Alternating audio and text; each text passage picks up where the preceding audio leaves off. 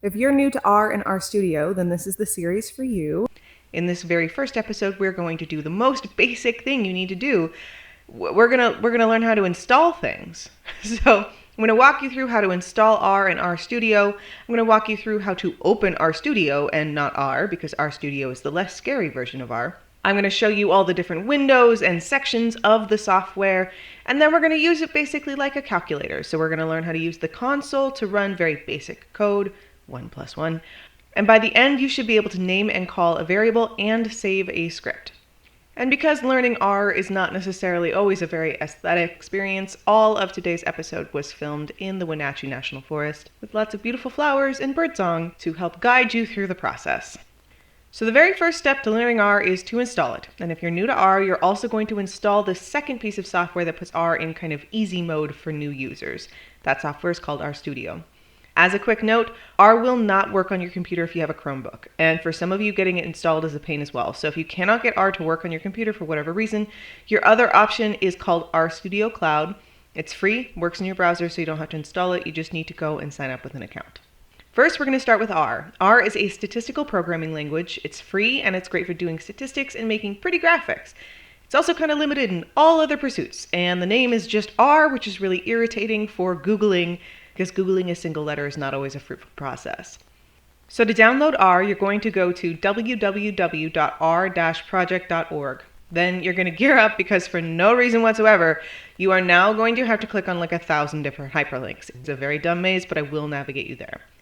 So when you come to this web page, you are going to see something called versions. It looks like the thing you should click on, and it is a trap. It is a terrible, terrible trap that will lead you to an extremely disorienting list of file names that you do not need. Click the Download R button. Unfortunately, this does take you into the Cran Hall of Mirrors, which is very disorienting. It's sort of like what I imagine a shark has to deal with when it's trying to hunt a whole bunch of fish. It does not matter which one you click. Click any of them. If you have not made a decision, just go with Bulgaria. I've chosen for you. There you go. Click the link and you're going to see 3 different links for different operating systems, and you need to click the one that is correct for your operating system. Once R is installed on your computer, now it is time to go and install RStudio. You do want to install R before RStudio. Sometimes if you don't do it in that order, it screws things up. RStudio is essentially a let's not make this a scary program that uses R. It has a few more bells and whistles. It has a few more windows. It gives you a couple of options on importing data if you're really new, and it is a little less stark. It is also free, so to download it, go to www.rstudio.com and click download. The version that you want is RStudio Desktop, which is a free license. Click download, then choose your poison for your operating system. On Windows, open the .exe file and install RStudio. And congratulations, you now have R and RStudio installed on your computer. Let's show you what it actually looks like. You are going to want to click on RStudio. So that's the R that's in the blue ball. If you click on the R that has the halo, things will work, but they'll still be scary. So make sure you click on the R that's in the ball. All right. So you should have either 3 or 4 different windows on your RStudio page. You should potentially have your environment window, which is here. This is where, it's like the storage cabinet. That's where all your stuff is going to go. You should have a file and plots window. Files is what it automatically opens to, but that's kind of useless. So go ahead and click over to plots. This is where all your pretty graphics are going to display.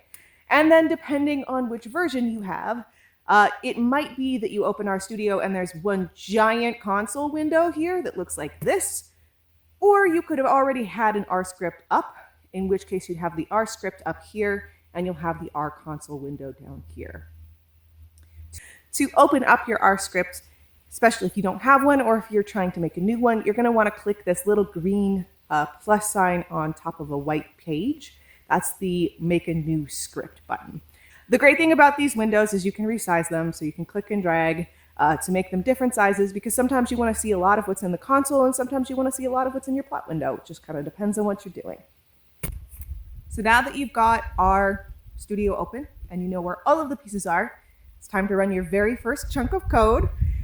It's going to be an exciting one. You've run it on every calculator you've ever owned. We're going to run 1+1. All right? So there are 2 different places that you can run code in R. So we're going to start with the most basic one, which is the console. So in the console, type 1+1, and then hit enter. It's 2. That's how the console runs things. You basically type it up, you hit enter, and ta-da, you have your code. However, it is kind of messy. And if you want to run it again, you have to type it out again, which with 1+1 isn't really a big deal. But once you start to write longer chunks of code, it's a big pain in the ass. So you're going to want to use the script window. Scripts are fantastic because they save you a lot of typing and they save you a lot of redoing things. So go ahead, if you don't have a script window open, remember to press that little button so that you have a script. It should say untitled at the top. So in your script, type 1+1 and then hit enter. It didn't run, right?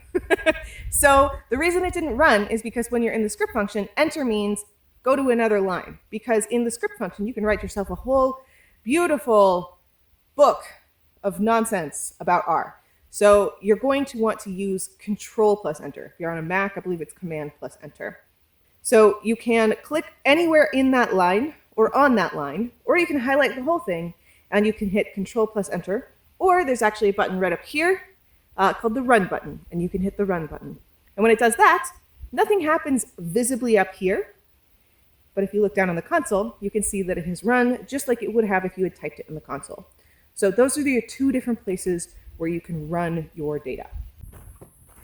So R also has that environment window. Remember that I said it was like a pantry where you could fill it up with things? But yet, we've been running everything and it's gone into the console and just kind of vomited all over the place. We haven't actually put anything into our environment window. So let's do that. In order to do it, you have to name it as a variable. A variable is just like a thing in R. That's really all a variable is. It's a very fancy word for thing. And we have to give things names if we want to save them in the environment window. You have to put the name on the left-hand side, and then you can either use an equal sign or you can use an arrow, which is just a little caret and a line. X equals, or X left pointing arrow, 1+1. Now, I like the left pointing arrow because it reminds you that the thing on the right is going to be stored as the thing on the left. So in this case, if you type X equals 1+1 and you run that line, you'll see a little X pop up over in your environment window. And that X is a 2 because it's the answer to your equation there. I know that was a lot, but before we head out, you need to save your script. Anytime that the name is in red or there's a little asterisk by the name, make sure to hit Control plus S or hit the little floppy disk button, and that's how you save your script so that next time it's easy to open and get right back to where you left off. All right, so that's it, essentially. And next episode, we are going to have way more exciting conversations. We're going to add some verbs. Guys, we're not just going to see spot. We're going to see spot run, or like the statistical coding equivalent of see spot run. Baby steps, right?